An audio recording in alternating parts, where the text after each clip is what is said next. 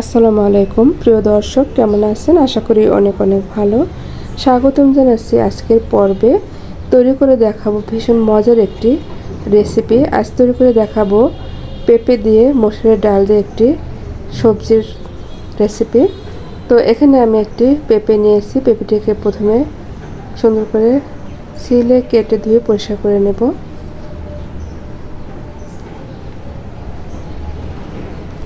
এই রান্নাটা তৈরি করা খুবই সহজ, কিন্তু খেতে ভীষণই মজাদার হয়।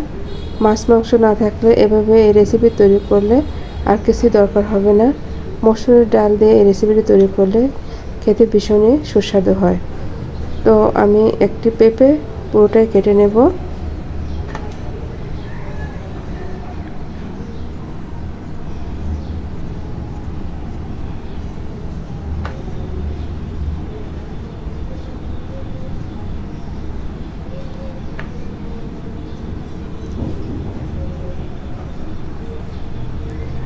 তো কাটা হয়ে গিয়েছে।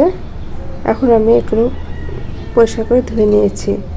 চুলা একটি ফ্রাই প্যান বসিয়ে দিয়েছি। প্রথমে আমি এই ফ্রাই প্যানের ভিতরে কিছুটা মসুরের ডাল দিয়ে দিলাম। ডালগুলোকে আমি ধুয়ে পরিষ্কার করে নিয়েছি।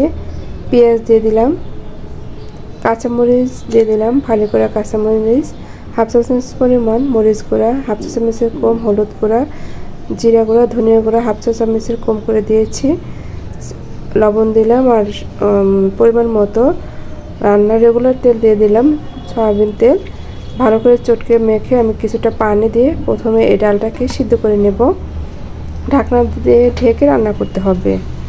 এরপর যে নেড়ে ছেড়ে দেবো। আর পানিটা প্রায় শুকিয়ে এসেছে, ডালটা অনেকটা সিদ্ধ হয়ে এসেছে। এই পর্যায়ে আমি কেটে রাখা পেঁপেগুলো দিয়ে দিলাম। পেঁপেটা দিয়ে ভালো করে কষিয়ে নিতে হবে।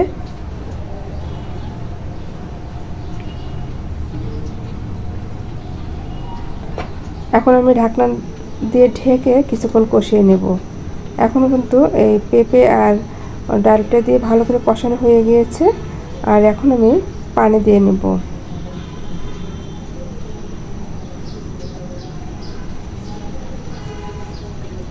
দিয়ে দেবো পরিমাণ মতো পানি।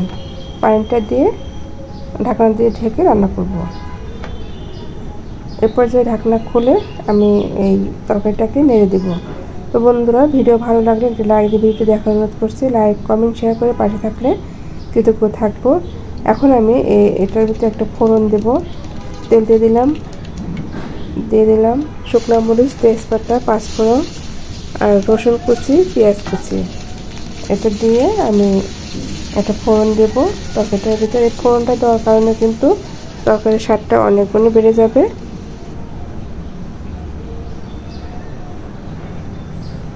এটা দিয়ে 2 থেকে 3 মিনিটের মতো রান্না করে নামিয়ে নেব। এরপর যে একটু ধনিয়া পাতা দিয়ে নেব। আর আমার রান্নাটাও কিন্তু প্রায় শেষের দিকে। তো বন্ধুরা, ভিডিও কেমন লাগলো কমেন্ট করে জানাবেন। আজকের মতো এখানে বিদায় নিচ্ছি। চলে আসবো আবার নতুন কোনো রেসিপি নিয়ে। আপনাদের জন্য অনেক অনেক দোয়া ভালোবাসা রইল। আমার জন্য দোয়া করবেন। ভালো থাকবেন, সুস্থ থাকবেন। আল্লাহ হাফেজ।